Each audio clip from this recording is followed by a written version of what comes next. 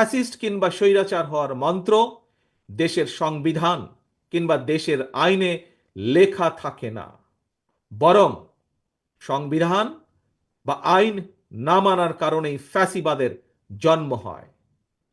একজন ব্যক্তি বা গোষ্ঠী যখন থেকে নিজেকে কিংবা নিজেদেরকে একমাত্র অনিবার্য, অপরিহার্য মনে করে, জনগণের উপর একক সিদ্ধান্ত চাপিয়ে দিতে শুরু করে, তখন থেকেই ফ্যাসিবাদের যাত্রা শুরু হয়।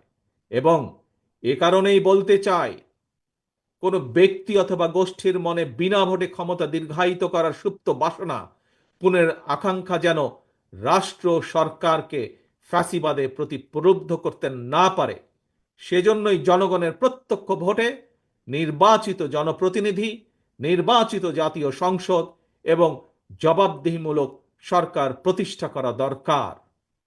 নিয়মিত গণতান্ত্রিক চর্চার মধ্যে দিয়ে দেশে মানুষের অধিকার সুরক্ষিত হয়ে উঠে, রাষ্ট্র রাজনীতিতে গণতন্ত্র প্রাতিষ্ঠানিক ভিত্তি পায়।